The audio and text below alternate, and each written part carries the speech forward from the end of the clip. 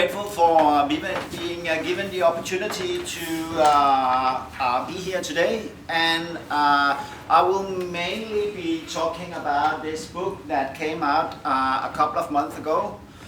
And basically the book argues that until now the main focus on religious consumption, halal, but also Jewish kosher and so on, has been focusing on the individual, what you could call micro-social consumption among individual religious consumers, consumer groups, and so on. This book takes another angle on halal consumption, in that it looks at the way that halal commodities are being produced by companies, regulated by state agencies, mainly in Southeast Asia, but also elsewhere, and it looks into the science aspects of halal in particular. So what I will try to do today is that I will give you a bit of a background on what is modern halal consumption, production, trade and standards. And I'm aware that this lecture series mainly focuses on Europe, so I'll try to tie together the sort of the global aspects of what has been going on and still goes on in Southeast Asia, which is really crucial to this whole global market, its expansion, its regulation and so on, and effects that may have on contemporary Europe as well. And I brought a copy of the book here. You can circulate just to give an idea about the main organization of the talk. I will move on to the background for this particular study. I started out doing research into the everyday consumption of food and cars and clothing and so on among Muslim middle-class groups in Southeast Asia and in Malaysia in particular. So I'll try to go take a step back and explain why it is that the institutional aspect, that is the central issue in the book, is closely related to what has been going on in terms of Islamic revivalism, markets and so on in the Southeast Asian context. I will be saying a bit about what is halal in Malaysia, comparing that to Singapore, as the present book is a comparative study that looks at the similarities and differences on halal in Malaysia and Singapore and the effects of Southeast Asia in this global market for halal products, regulation, scientification, and so on. Then I'll move into the different topics of the book. You can have a look in greater detail when the book circulates. Firstly, I'll be saying something about networks. Networks are really important in any kind of global trade relation. And the book argues and shows, based on empirical or ethnographic material, that these halal network events are crucial sort of arenas for the way that this market has been taking shape within the last 10 or 15 years. If you go back, let's say 15 years, there were maybe once a year a halal fair somewhere in Southeast Asia. Now, if you Google halal trade fairs, you can find one almost every week of the year.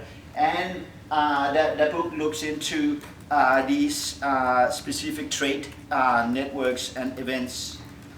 Then there's an empirical exploration of training In countries like Singapore but also Malaysia, it's mandatory for companies and also global companies like Nestle or McDonald's and all these big players to participate in training where state bodies explain to companies how they should live up to halal requirements in the local context.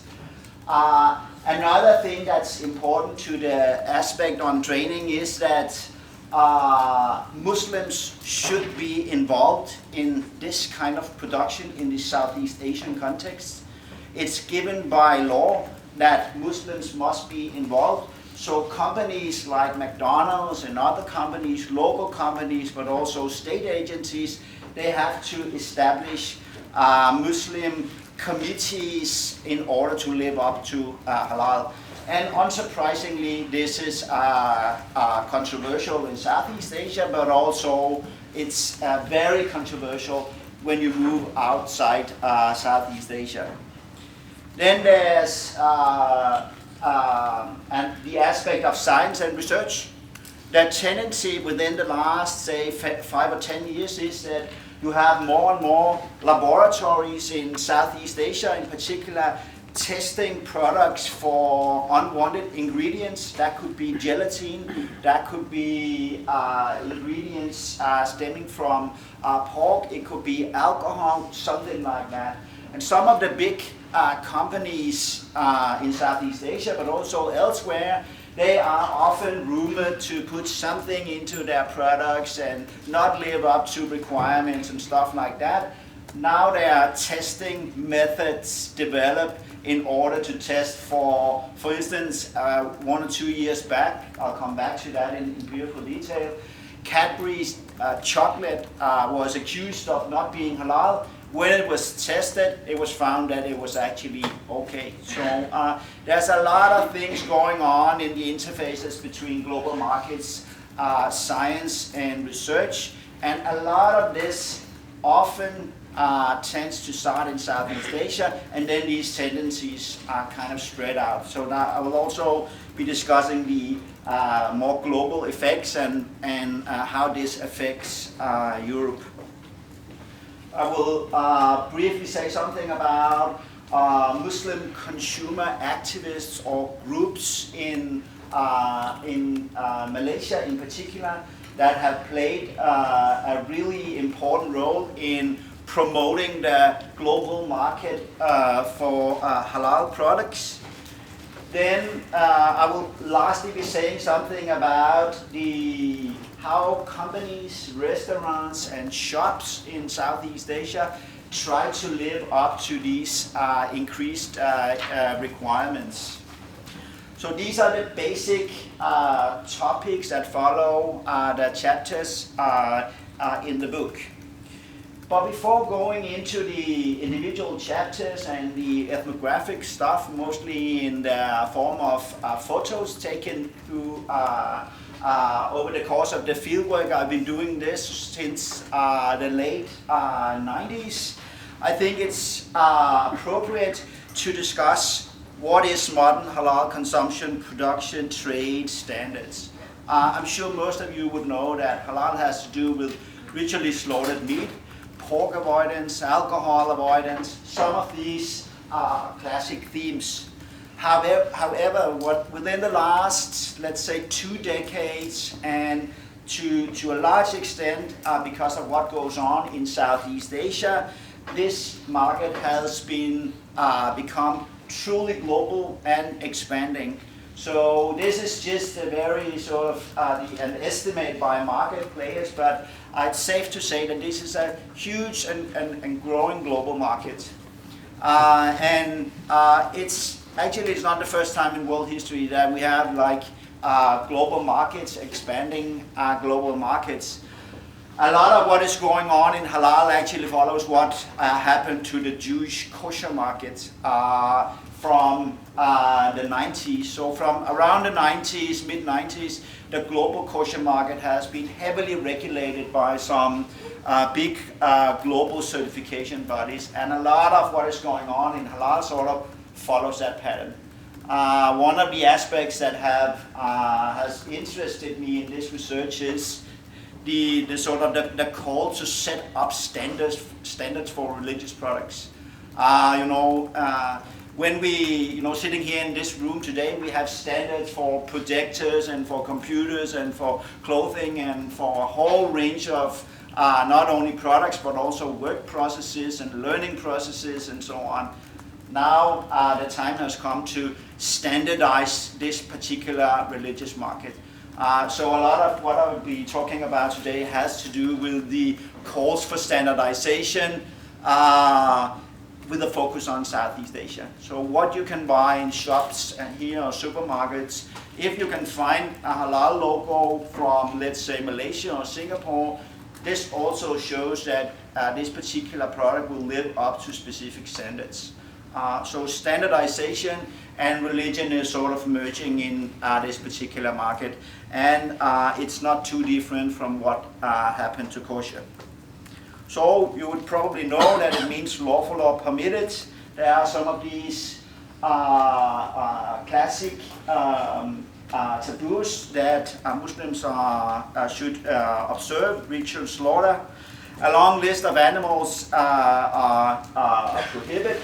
This is also a question of the particular school of Islamic jurisprudence. So there's, of course, divergencies between Southeast Asia over the Middle East to North Africa and so on. But these are some of the sort of the more classic and well-known aspects.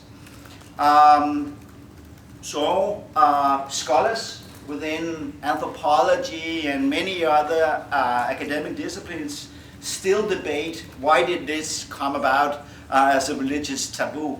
And if you ask Muslims or observant Muslims or observant Jews, they would of course say that it's a religious injunction and it's sort of God-given that this is what believers should follow. But explanations range from more ecological ones, that in the Middle East around the time of the emergence of these taboos, because of the hot climate, it's, shellfish was prohibited for Jews, and a whole range of explanations still compete over why did this come about.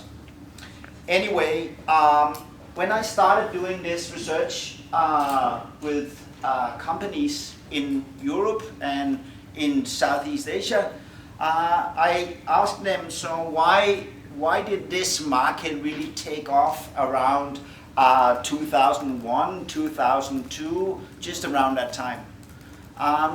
And one of the big companies that I've been working with for many years said that it was because of this scandal in Indonesia, where a Japanese multinational company was accused of putting some pork ingredients into their products.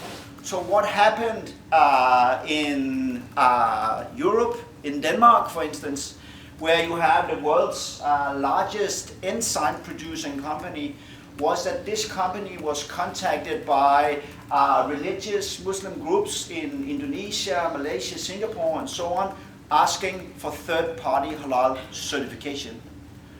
So from around that time it wasn't enough that the company itself wrote on its products or on the website that they lived up to halal requirements. From around that time the stress became that there should be third-party certification. And this is really a crucial sort of change in this global market, because it warrants the authority of global certification bodies that can certify anything from meat to enzymes to pharmaceutical products and so on. And the authorities in Southeast Asia, Malaysia, Indonesia most prominently, they can't possibly go around the world and certify products. So what they did was that they outsourced these certification responsibilities to local Muslim organizations around the world. So even in Belgium or in Denmark or in the UK, you have local Muslim organizations being sort of checked by the religious authorities in Southeast Asia. So the logic here is bodies under the supervision of religious authorities in order to export products to Southeast Asia. So what we have here is a situation where requirements from these Muslim consumer associations and state bodies in Southeast Asia have created this sort of a step towards a globally regulated market, and that has happened mainly since 2001. So what are the controversial contents in global mass production? Alcohol, it's hotly debated to what extent even low levels of alcohol can be acceptable. Also in pharmaceutical production, for instance. Gelatin, glycerin, a whole range of ingredients are being discussed as controversial by religious authorities, local imams, and so on. Genetically modified product is also subject to this kind of contestation. Then secondly, one thing is the sort of the contents of products themselves. Secondly, the contexts in which they are being produced have become more and more important. And one of the issues at play here is cross-contamination. So, for instance, can you produce halal and non-halal in one specific plant, or should you sort of separate these production processes to individual plants who that only do one or the other? So one of the aspects here that many companies they try to figure out is that should they produce both halal and non-halal in the same plant and then do like ritual cleansing of equipment and stuff like that, or should they separate the production of halal and non-halal? So there's some very sort of everyday micro-social considerations from the perspective of companies, and the main bulk of this ethnography in the book is among these companies, how they in the everyday production contexts try to live up to these rising requirements.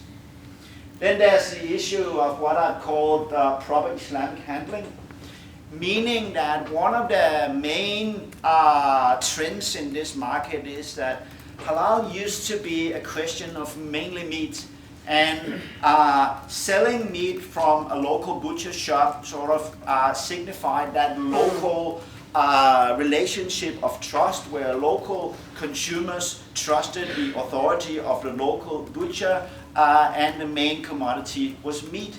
Here you didn't really need any logos or third-party certification or anything like that.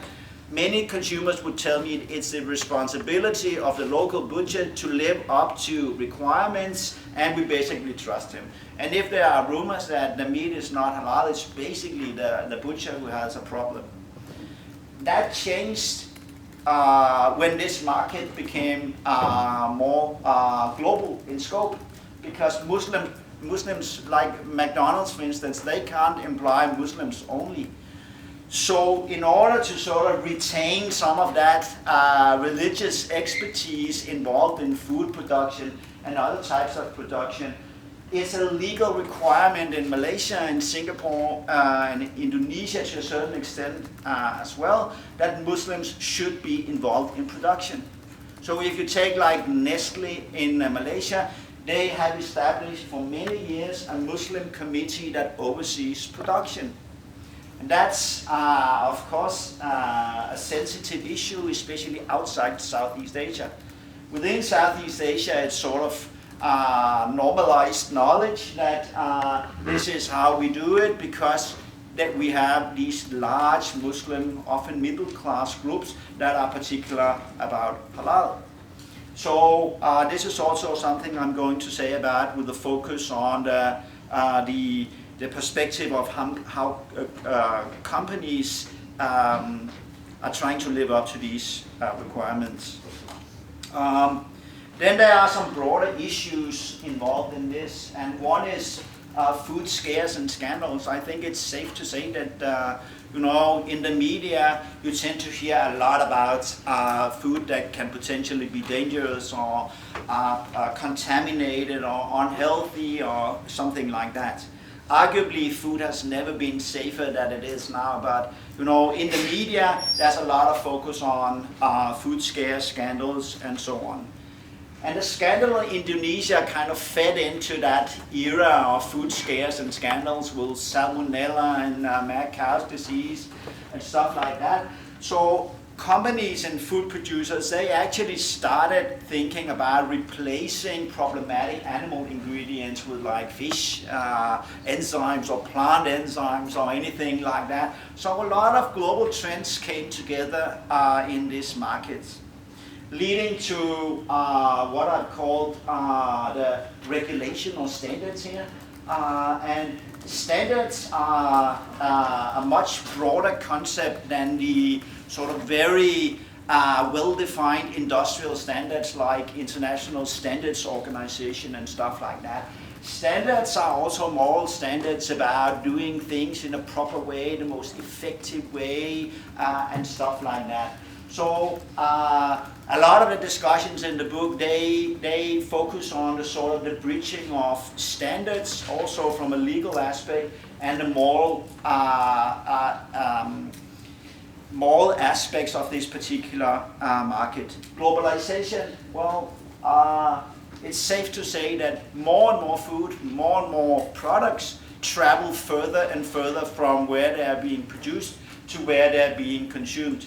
So this is a widely different situation than the local personal buying of meat in a butcher shop and so on. So this also means that a lot of the halal meat being bought is bought in supermarkets that are themselves standardized in that it's impersonal. In most cases you wouldn't know the person that you buy from at a supermarket, and that warrants the logos on products and so on. So if you go into basically any supermarket, you can find hundreds of different logos, and many of them would signify particular standards, not only halal, but organic or fair trade or produced by this or that, ethical consumption, stuff like that. So this particular case study of halal raises some broader questions about globalization, standards, regulation, and so on. So why focus on this particular, the institutional framework for this market?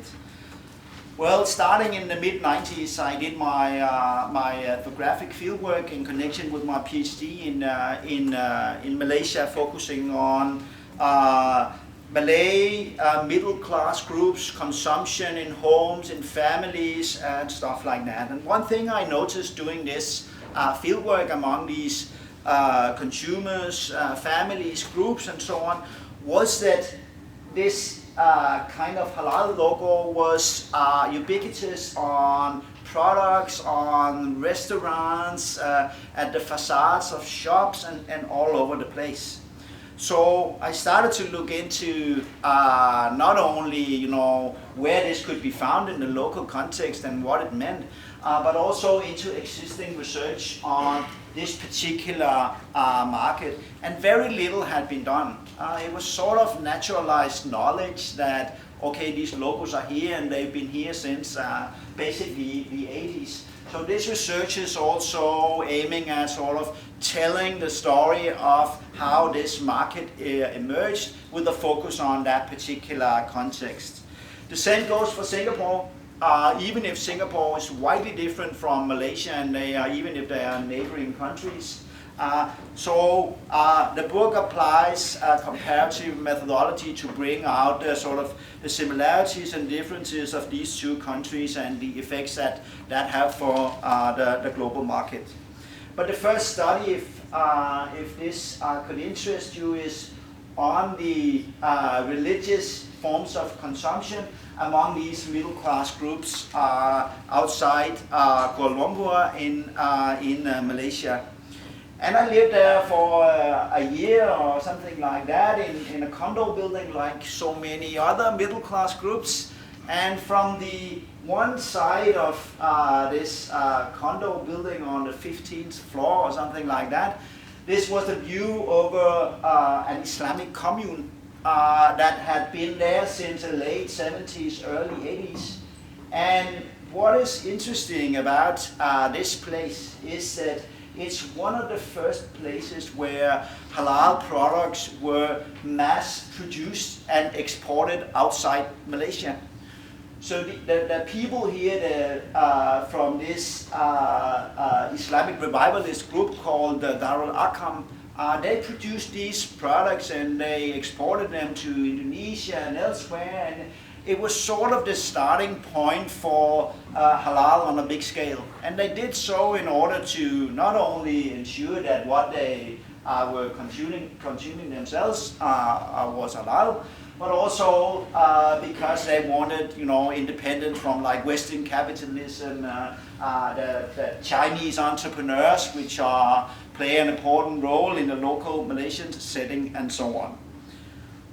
On the other side of this relatively dull condo building, you have one of the many malls in this local context. And it shows, firstly, that all the food outlets inside of here, they're fully halal certified, except for one or two Chinese ones, and they have signs put up where it says that it's not halal, otherwise it is. It also shows that this is where, this study showed that this is where the vast majority of the middle class groups and thus Muslims in Malaysia go to buy their food. They don't buy it in local butcher shops or anything like that. That is still going on in Europe.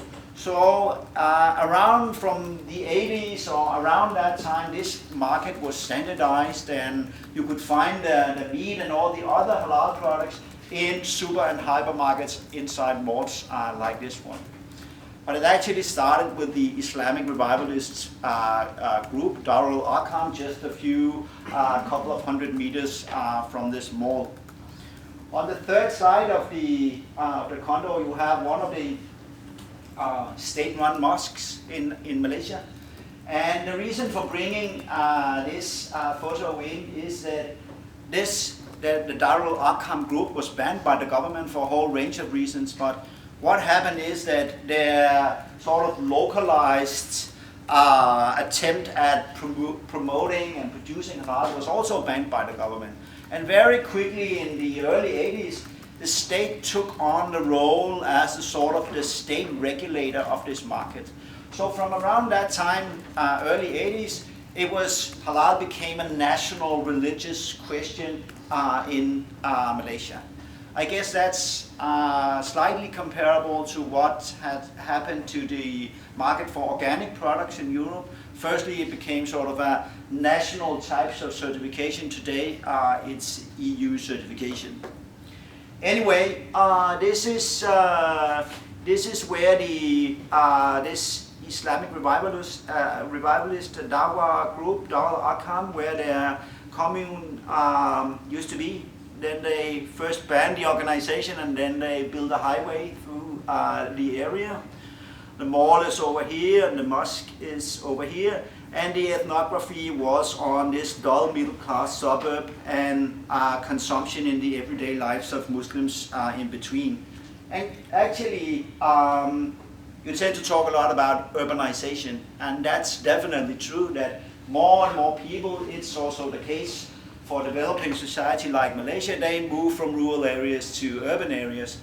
But actually, quite a number of them, they moved to suburbs like this one, and not to the city center. And there's something kind of secluded about security and gates and stuff like that going on in this particular neighborhood. So I would argue, as I did in the first book, that this is a quintessential sort of middle class neighborhood in Southeast Asia, often modeled around the UK and the US ideas about setting suburbs aside from urban areas that are dangerous and polluted and stuff like that. Anyway, so in the supermarkets and hypermarkets, I noticed that even the Coca-Cola is fully halal certified. It's gone through the whole certification process and so on.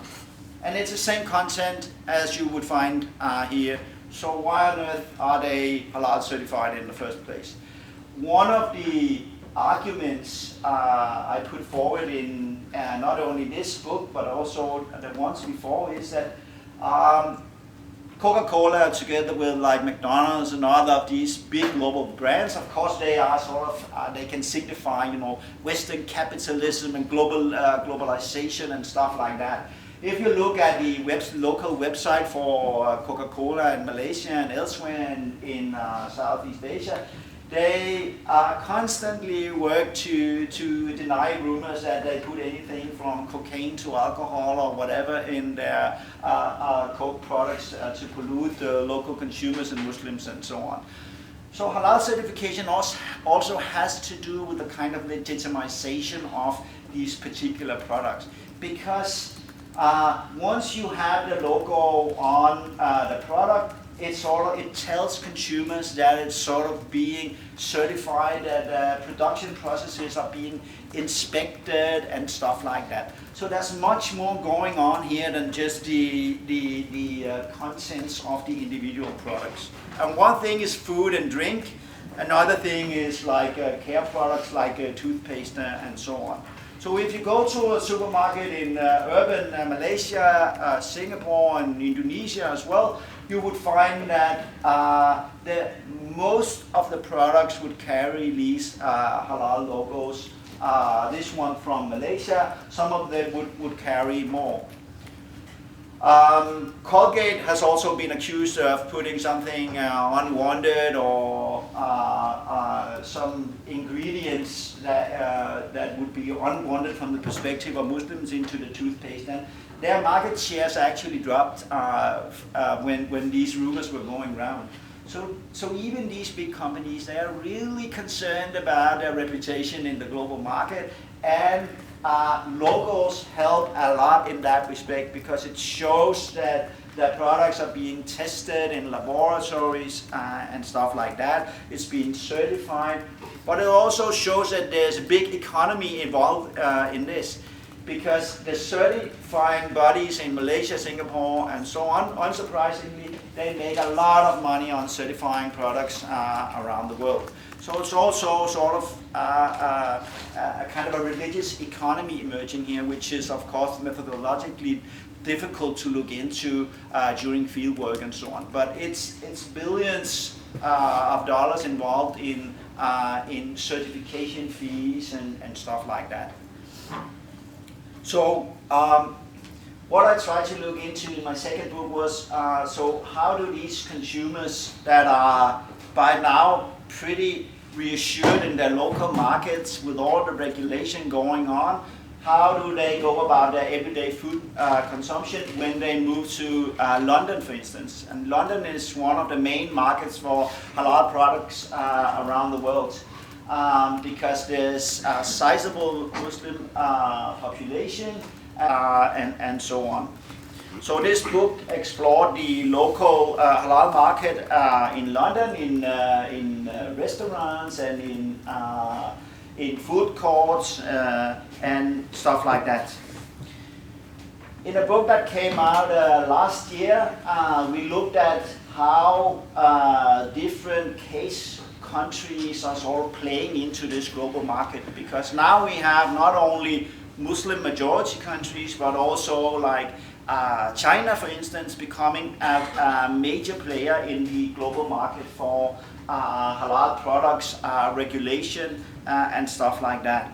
So if this could interest you, there is actually a specific chapter on Belgium in this book, together with chapters on Asia, other European countries, North Africa, and so on. So this book tries to sort of give a more global insight into how is this taking place in different national contexts. But why is it that Malaysia, together with Singapore and Indonesia, perhaps, play such an important role in this globalized religious market? So, firstly, it's important to note that not only halal, like what we saw with this Islamic revivalist group that was banned by the government, but religion itself is regulated in Malaysia, meaning that it's quite clear what type of Muslim belief that is the sort of the proper one. So if you have sort of alternative ideas about what Islam is or what it should be and so on, you can actually be put to prison, or you can be challenged in a whole range of ways. So this is important to note because this is very different from not only many other Muslim countries, but also countries where we find religion to be less regulated. So you have this really important religious organization or institution under the state, abbreviated JAKI, that is responsible for regulating not only religion but also halal. So they sort of, firstly they thought that this is going to be a big global market, so we better sort of get our share of that. Secondly, they also wanted to challenge these local Muslim groups that started mass producing halal products. So they wanted a kind of state regulation of this market, and they succeeded in doing so. So today you would have no sort of competing claims over authority in this market. It's fully state regulated. If you come up with, say, an alternative logo or alternative idea about what halal is or should be, you would be fined or put to prison or something like that. Then there's a question of economic growth. I'm often asked, so why is this not, what about the Middle East, Saudi Arabia and elsewhere? I think one of the important aspects to note here is that there's been steady economic growth in Malaysia since the 70s, and it's still going on. Meaning that you have a large Malay Muslim middle class. And why are middle class groups important here? Firstly, they were sort of the driving forces between the Islamic revivalism and the Dhaka groups. If you think back to the commune of Darul Arqam, members of Darul Arqam, they were typically middle class, often bureaucrats, sort of with the fascination of the proper Muslim life and stuff like that from the 70s onwards. On the other hand, they are relatively affluent, so they focus and they are fastidious about their food, their consumption, taste, stuff like that. So this is sort of a kind of a consumer group that is on the sort of at the center of these notions of Islamic revivalism, markets, state regulation, stuff like that. If you look to the fair trade or the organic market in Europe and elsewhere, you would also see that there's a connection between your level of education and the funds that you want to invest in your everyday consumption. So this is a type of localized consumption where halal just seemed to fit the bill from the late 70s onwards. Then there's the aspect of urbanization and globalized markets.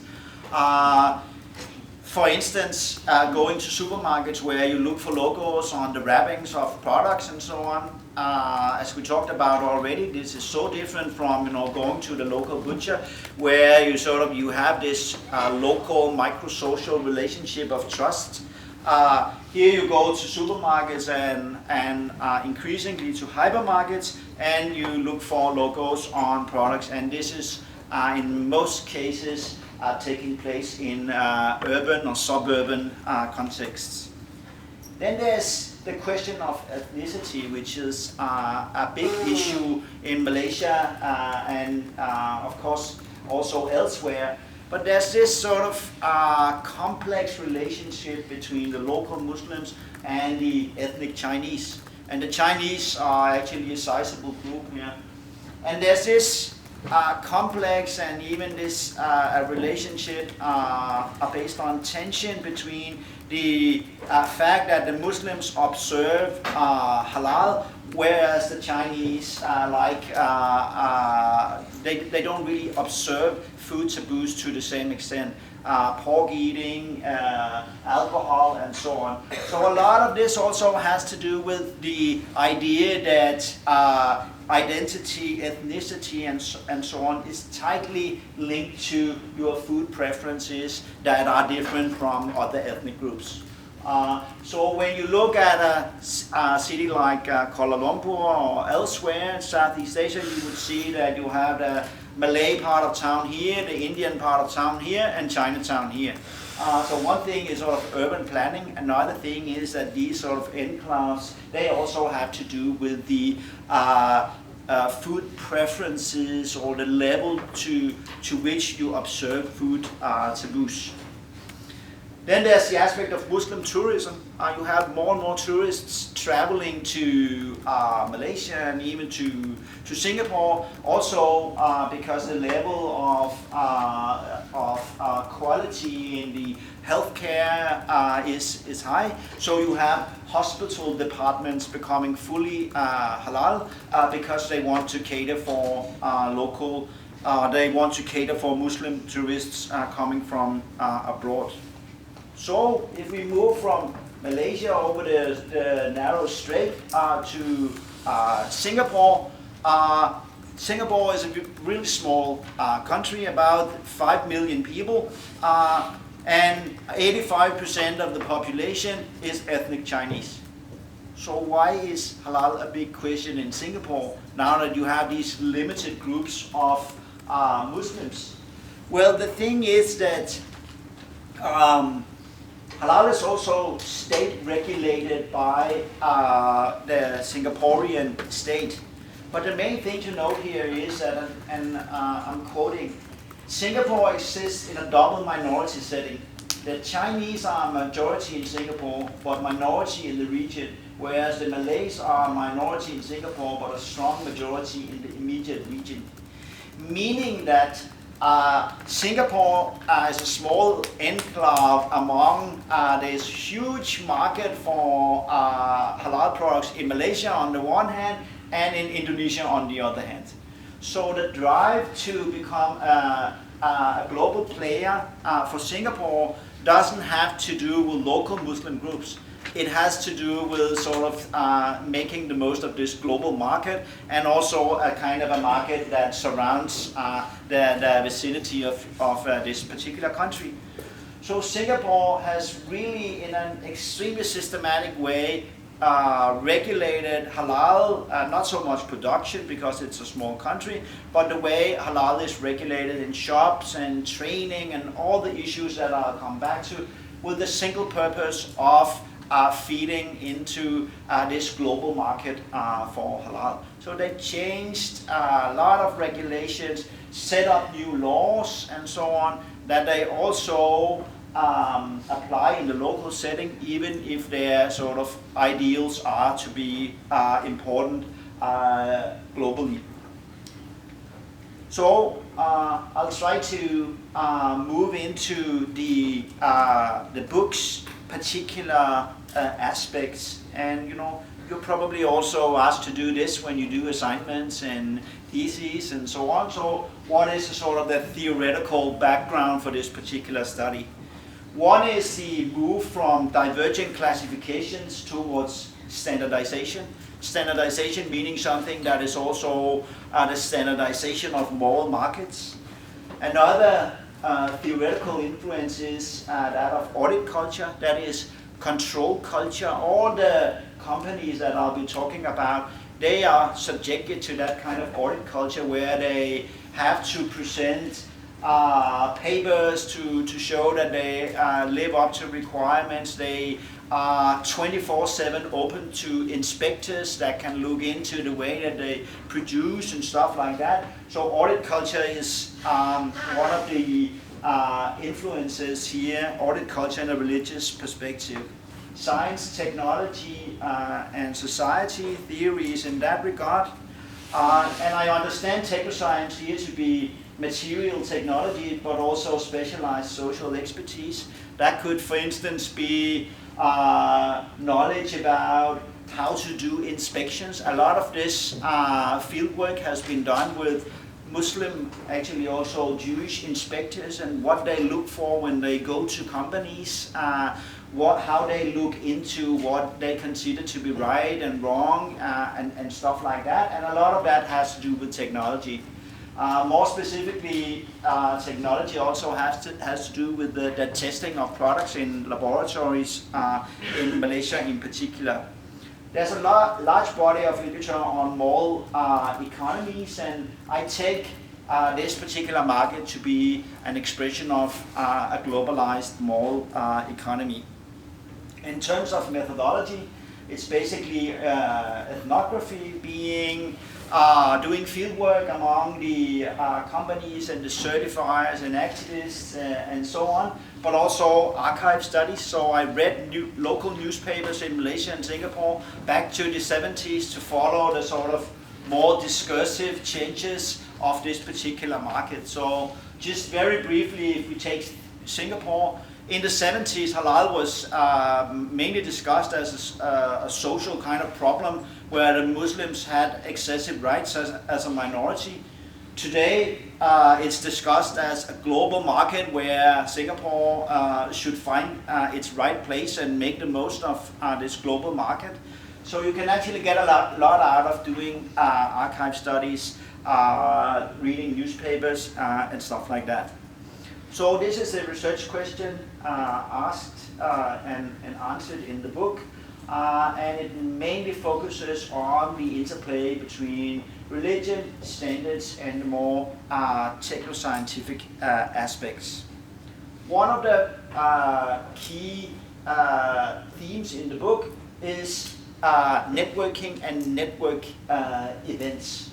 And what happened from around 2005 or around that time was that these network events became more and more frequent in Southeast Asia, and they soon moved to Europe and elsewhere.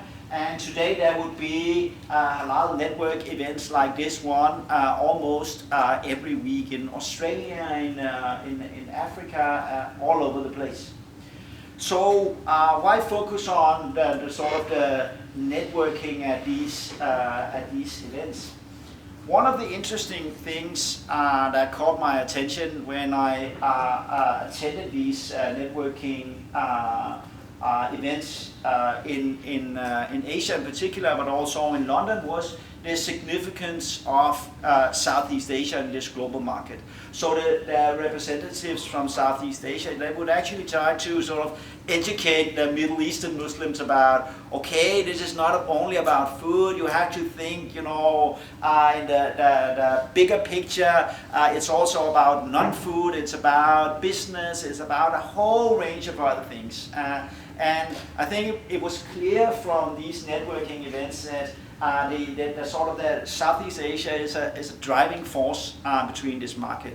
Today, I would say that the Middle East is probably catching up. I wouldn't bet on that based on empirical data, but the Southeast Asian influence on this market cannot really be underestimated. This is another ad for a Halal network event taking place in London. So this is also an example of the way in which that these Southeast Asian actors try to promote halal outside Southeast Asia. This is another example, and here you have the Malaysian National Trade Agency promoting halal and certification services and so on at these halal events. Another aspect that was important for the sort of as an empirical backdrop for the book was the consumer activism that is very prominent in Malaysia in particular. So this is, for instance, the Muslim Consumer Association of Malaysia. And this is also a place where the sort of the more micro-social networking among Muslim entrepreneurs is taking place.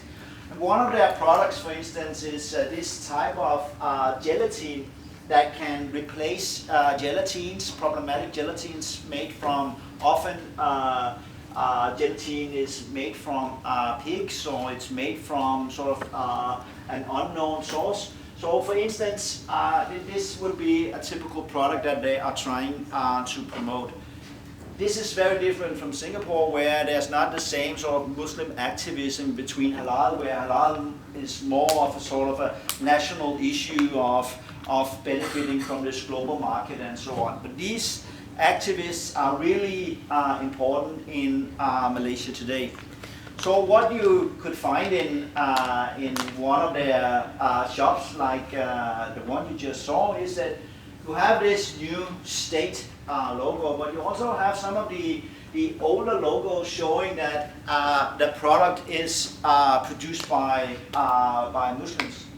And I'm showing this because it shows that there seems to be some sort of overlap between the fact that previously it was okay for Muslims just to rely on, okay, it has this logo on it, and we know that it's produced by Muslims, no problem.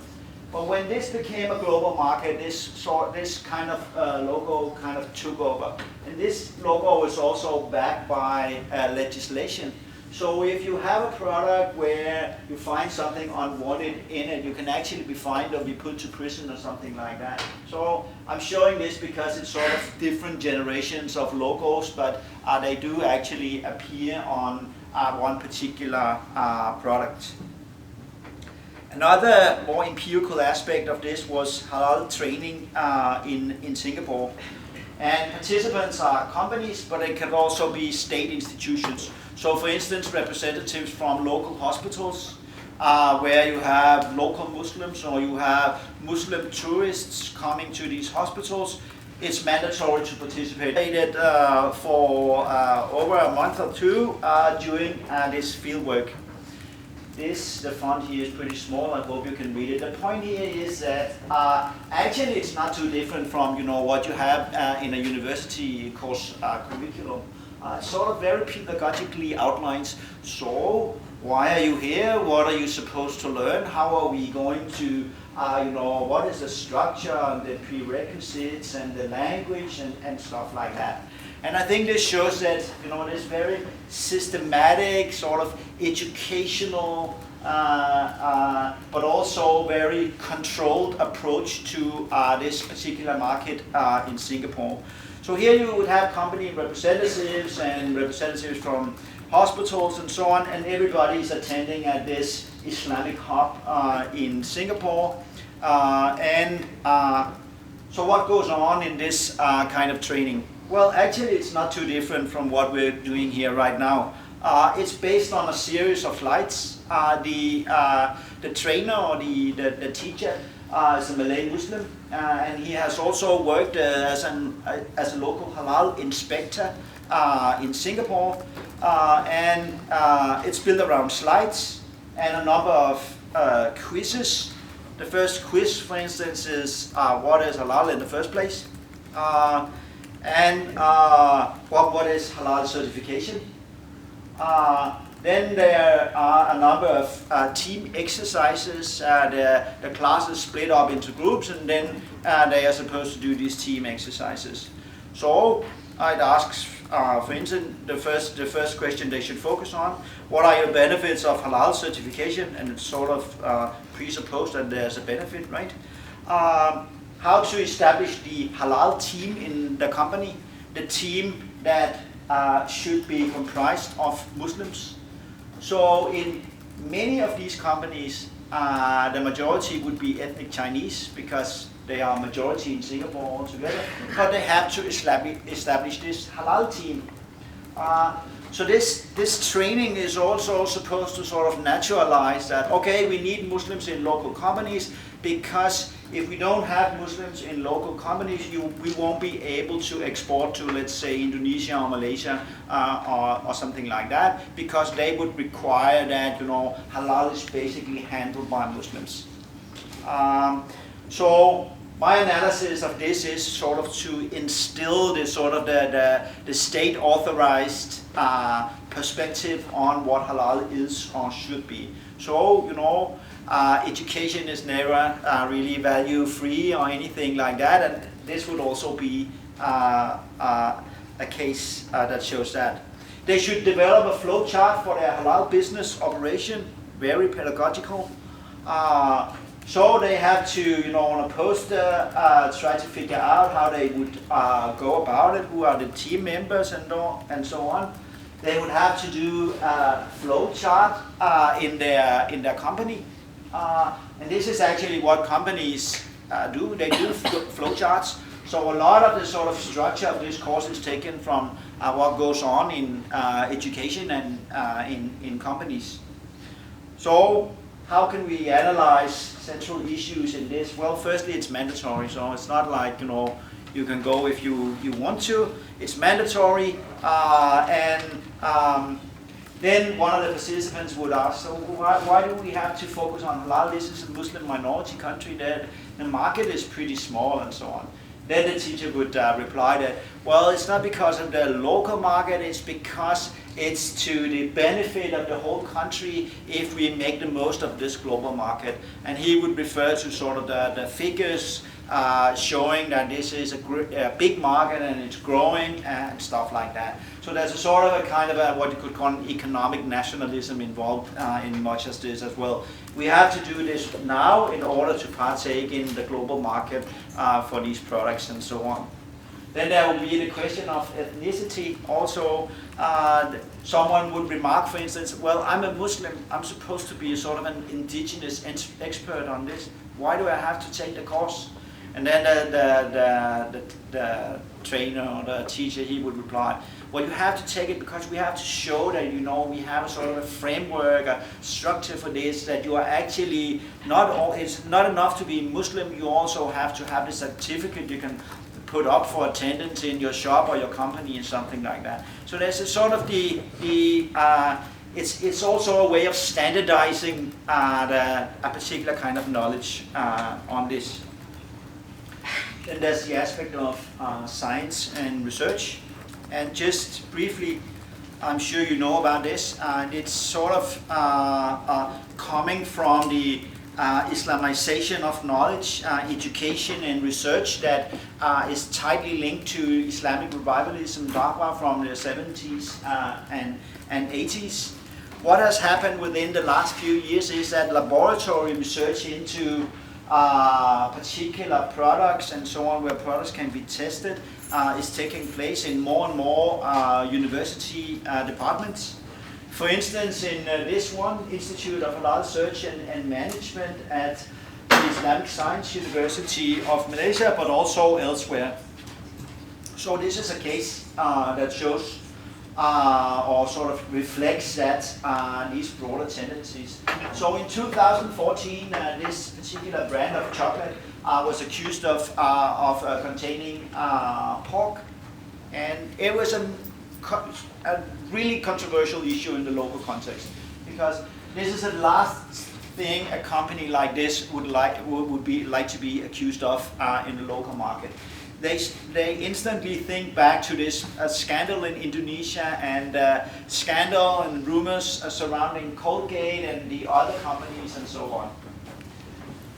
But I'm showing this because now it's possible to actually test these products and then see if there is anything problematic in it. So you tend to think that this is a company's worst nightmare, that you can have your products tested all the time, but it actually gives them an opportunity to be acquitted of the sort of the rumors and the accusations and so on. And this one was found to be unproblematic. So they were just very happy about, the laboratory test shows that there's no problem and everybody's happy. So what goes on in companies, arenas where the actual products are being made in Southeast Asia, but also in Europe.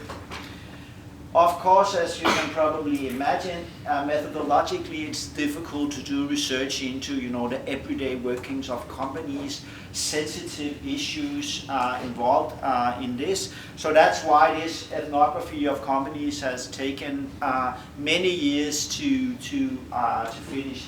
So, for instance, one of the companies, I've been cooperating with them for about 10 years before I was given access to partake in inspections by imams doing halal inspections in companies and stuff like that. If this interests you, I also have some articles on the aspect of how companies comply with these requirements.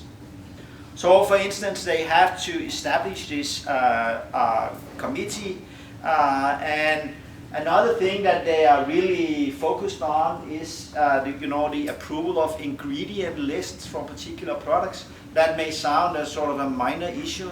What they want to have assurance about is that once the religious authorities tell them that, okay, this product is okay, they want assurance that this can take place for like 5 years so that it's not changed all the time, because it's so expensive just to develop and market and produce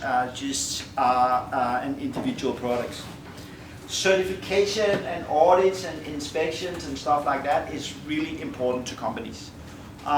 So many of these companies, it would also be a ring through for Belgium. They are basically ready 24/7 for inspectors that call, announced or unannounced, for doing inspections in companies. So this is a whole new type of religious audit culture that have emerged within the last 10 or 15 years.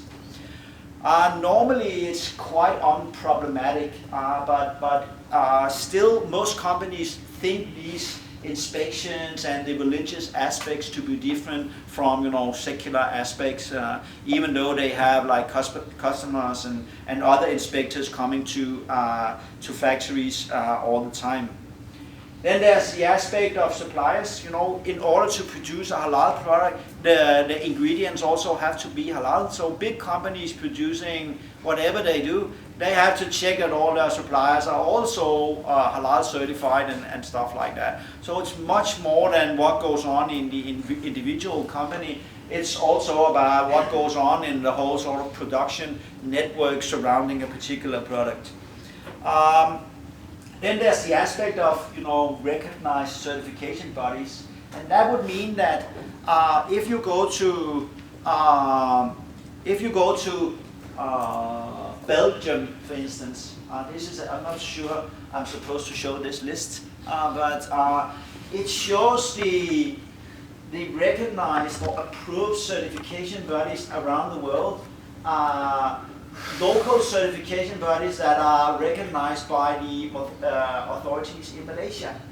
So that means that if the particular country is on the list, then there's a local, one or several local Muslim groups carrying out inspections for the authorities in Southeast Asia.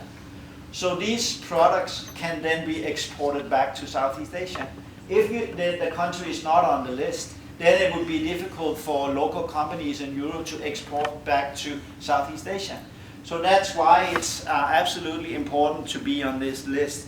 And often, as business relations, there are tensions or conflicts and so on. So suddenly a local Muslim organization is no longer recognized. So local companies in Europe would have to find another certification body and stuff like that. So this is something that companies put a lot of effort into getting right. I'm supposed to break pretty soon, right? How soon? 5 minutes? 10 minutes per. Okay. So this is sugar in a particular country, showing that this company, in order for its end product to be halal, they have to make sure that all their ingredients in that product is also halal. So they also have to check with suppliers and raw materials and stuff like that. So it's really a big issue living up to halal requirements for the end product. Then there's the aspect of restaurants. Do you have restaurants here in Leuven where you can find halal logos on the facade of the building? Yeah? Yeah. Okay. Yeah. This is something that's been there in Southeast Asia for many years. So in each of the McDonald's outlets, for instance, you would see very visibly these logos, and you can ask the manager to see the certificate in order to see that when this particular outlet has been audited by the religious authorities and so on. This is a specific McDonald's outlet in Chinatown, and it seems as if, compared to many of the other McDonald's where I did fieldwork, that they place extra emphasis on making sure that it's halal because it's in this particular context of Chinatown. If you go to the Muslim heartland in Kelantan, in north of Malaysia, you would see that McDonald's is also written in Arabic. And on top of this state logo, they would also have local logos for local Muslim groups or certifiers. So here is sort of extra importance that the food lives up to these requirements.